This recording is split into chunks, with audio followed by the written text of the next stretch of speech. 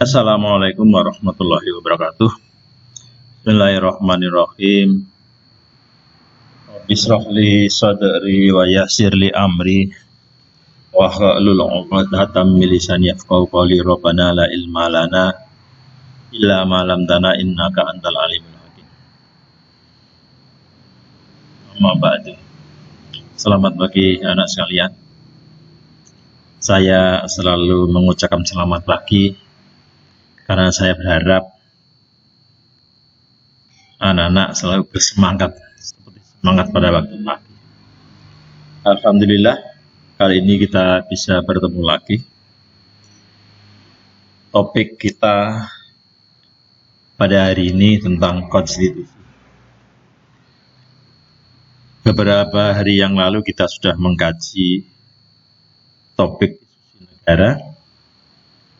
Negara ini suatu organisasi yang besar yang memiliki unsur-unsur, ada rakyat, ada wilayah, ada pemerintah yang berdaulat. Nah, dasar-dasar penyelenggaraan negara inilah konstitusi. Konstitusi dan negara ini bagaikan dua sisi mata uang yang tidak bisa dipisahkan. Harapannya setelah selesai perkuliahan ini, anak-anak diharapkan mampu memahami satu, pengertian konstitusi, dua, hakikat konstitusi, tiga, sifat konstitusi, empat, fungsi dan bentuk-bentuk konstitusi. Tadi sudah kami sampaikan, negara dan konstitusi bagaikan dua sisi mata uang, artinya duit tunggal, dua hal yang tidak bisa dipisahkan. Ibarat sebuah bangunan yang kokoh seperti gambar di samping, tentu butuh fondasi yang kuat. Nah, fondasi negara ini adalah konstitusi atau hukum dasar.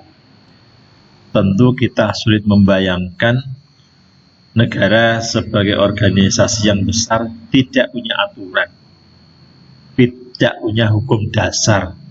Betapa kacaunya negara itu, betapa seringnya akan terjadi konflik kepentingan dari warga negaranya. Untuk itu, sekali lagi, konstitusi dan negara ini dua hal yang tidak bisa dipisahkan. Dan konstitusi sebagai fondasinya. Agar negara kokoh, fondasinya tentu harus kokoh. Masyarakat, kata Aristoteles, dalam kajian masyarakat, Aristoteles mengatakan manusia sebagai unsur dari masyarakat ini adalah zoon politikon.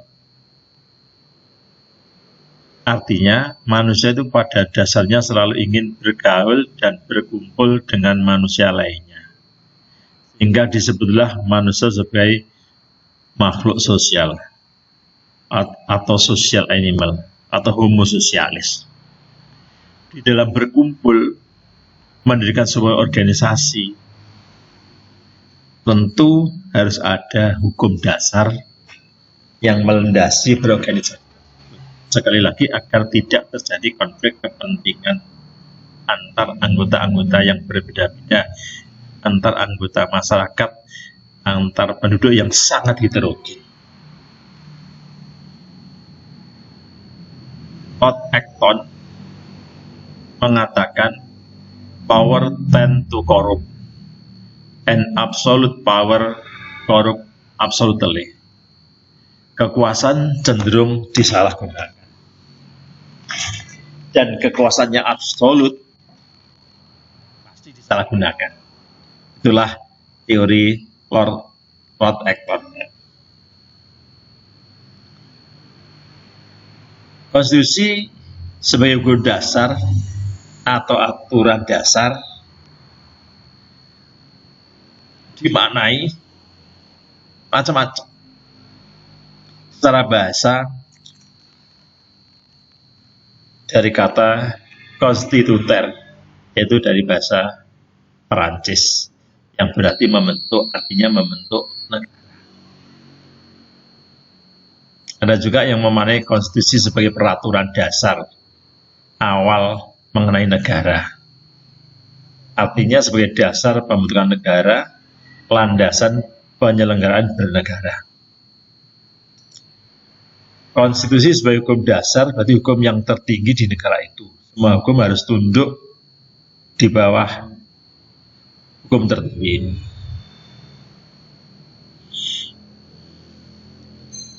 Sebagai undang-undang dasar, ada yang bersifat tertulis, ada yang bersifat tidak tertulis.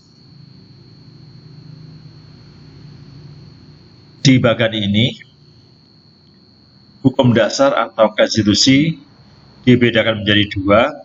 Hukum dasar yang tertulis kita sebut undang-undang atau konstitusi. Contoh konkret aja ya, undang-undang kita, Undang-Undang Dasar 45.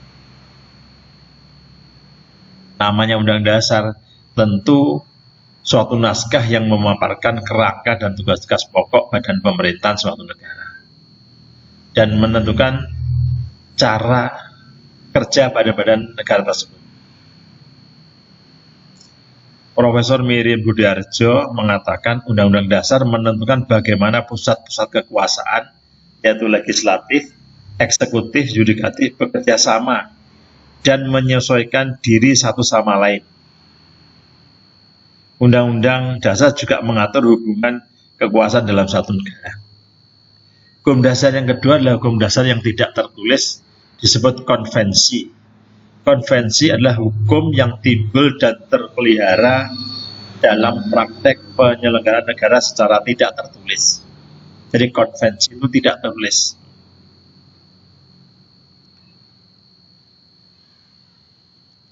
Amos J. Peasley dalam bukunya Constitution of Nations mengatakan hampir semua negara di dunia mempunyai konstitusi tertulis. Hanya Kanada dan Inggris yang tidak mempunyai konstitusi tertulis. Di Inggris, konstitusinya tercantum pada Magna Carta tahun 1215, ada Bill of Rights, dan seterusnya.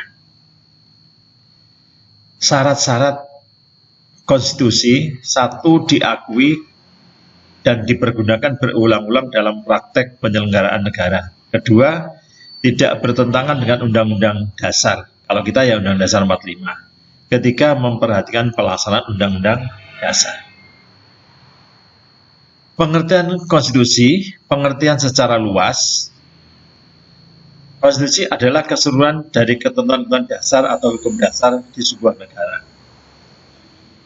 Sedangkan dalam arti sempit, konstitusi berarti undang-undang dasar, berarti piagam dasar, yaitu dokumen lengkap mengenai peraturan-peraturan dasar di suatu negara. Ada juga yang mengartikan konstitusi adalah hukum dasar suatu negara. Konstitusi adalah hukum utama negara. Konstitusi adalah semua hukum yang lain harus sejalan dengan konstitusi. Konstitusi menggambarkan struktur negara dan bekerja sama lembaga-lembaga negara, dan seterusnya. Saudara bisa baca paparan ini.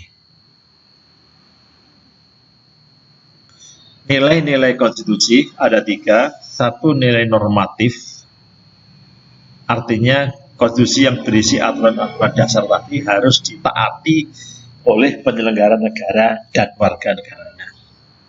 Kedua, bernilai nominal, yaitu pilihan pasal-pasal yang dilakukan oleh penguasa.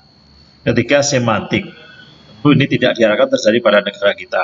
Di sini, undang-undang hanya sebagai simbol, sedangkan aturan bernegara menurut kemauan politik penguasa.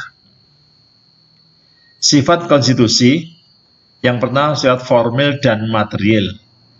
Sifat formil berarti tertulis. Material yaitu berisikan hal-hal pokok saja bagi rakyat dan pemerintah. Kedua, fleksibel dan rigid. Rigid artinya kaku, keras, solid untuk dilakukan perubahan atau sulit untuk dilakukan perubahan. Berbeda dengan konstitusi yang bersifat fleksibel, yang mudah kalau ingin menghadapi perubahan. Undang-Undang Dasar dikatakan fleksibel jika perubahannya cukup dilakukan dengan the ordinary legislative process, proses legislatif yang biasa saja. Contoh di negara New Zealand. Sedangkan Undang-Undang Dasar atau konstitusi yang rigid, yang kaku, yang solid, perubahannya melalui prosedur seperti bawah ini. Satu, bisa dilakukan oleh lembaga legislatif dengan aturan-aturan khusus. Dua, melalui referendum, jadi melalui jajak pendapat kepada seluruh rakyat. Tiga, hanya boleh dilakukan oleh lembaga negara yang bersifat khusus saja. Kesimpulannya, apakah konstitusi rigid atau fleksibel kadang tergantung pada political will penguasa. Jika penguasa menghendaki diubah, ya bisa diubah. Jika tidak, ya tidak. Makanya seringkalilah politik menjadi komandan, menjadi leading, menjadi leader apa yang ada di negara tersebut. Sri Sumantri menjelaskan pokok-pokok di dalam konstitusi ada 3. Satu, harus memuat jaminan hak asasi manusia. Kedua, memuat susunan ketatanegaraan yang bersifat mendasar. 3, adanya pembagian kekuasaan dan pembatasan kekuasaan. Dalam negara demokrasi, konstitusi harus mencakup 1, kekuasaan politik harus tunduk pada hukum, bukan hukum yang tunduk pada politik. Kedua, adanya jaminan dan perlindungan hak asasi manusia. Ketiga, adanya peradilan yang bebas dan mandiri dari pengaruh penguasa. Ketiga, ada akuntabilitas publik, pertanggungjawaban kepada publik sebagai azas kedaulatan rakyat, di mana rakyat yang berkuasa di dalam demokrasi. Sedangkan Profesor Miriam Budiarjo menjelaskan, konstitusi harus memuat organisasi negara, memuat hak asasi manusia, memuat prosedur penyelesaian masalah, memuat cara-cara perubahan konstitusi tersebut. Mengapa konstitusi ini dibuat, disusun? Di antaranya tujuan 1, membatasi kekuasaan agar tidak terjadi penguasa yang zalim, penguasa yang sewenang-wenang. Kedua, melindungi hak asasi warga negara. Ketiga, sebagai pedoman penyelenggaraan negara. Tujuan yang lain, pendapat yang lain mengatakan dibentuknya konstitusi antara untuk memberikan pembatasan, pengawasan terhadap kekuasaan politik, melepaskan kontrol kekuasaan dari penguasa itu sendiri, memberikan batasan ketetapan bagi para penguasa dalam menjalankan kekuasaan. Ada bagian seperti ini. Secara pokok ada 3 tujuannya. 1, justice. 2, certainly. 3, utility. Yang justice dibagi 3. Adanya keseimbangan, ada equity, adanya persamaan, proportionality adalah proporsionalitas.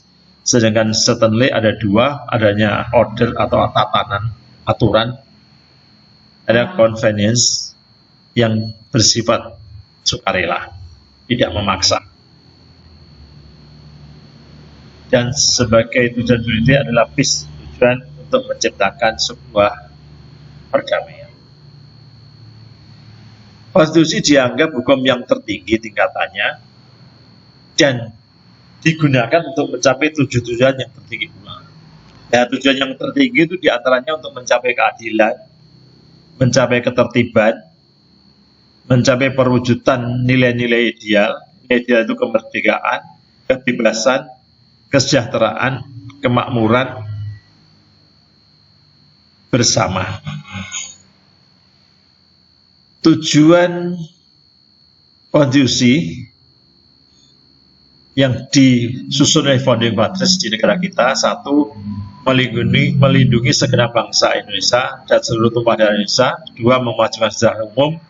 3, mencerdaskan kehidupan bangsa dan ikut melaksanakan ketertiban dunia berdasarkan kemerdekaan, perdamaian abadi, dan ini tercantum pada pembukaan Undang-Undang Dasar tahun 1945. Tatanan peraturan perundang-undangan di negara kita yang tertinggi adalah konstitusi atau Undang-Undang Dasar 45 ditetapkan oleh MPR. Tingkatan di bawahnya adalah KPMPR, ditetapkan oleh MPR. Tingkatan bawahnya undang-undang ditetapkan oleh Presiden dan DPR. Berikutnya peraturan pemerintah, ini ditekan oleh Presiden. Berikutnya peraturan Presiden, ditekan oleh Presiden. Berikutnya peraturan daerah, ini ditekan oleh DPRD dan kepala daerah, baik kepala daerah tingkat 1, DPRD tingkat 1, kepala daerah tingkat 2, atau DPRD tingkat 2. Mengakhiri pertemuan kali ini, ada tugas-tugas, ada 2 tugas yang harus Anda kerjakan. Mohon dikerjakan, selesai dikumpulkan. Kiranya pertemuannya kita cukupkan. Kami cukupi dengan ucapan Alhamdulillah. Wassalamualaikum warahmatullahi wabarakatuh. Sampai ketemu pertemuan berikutnya.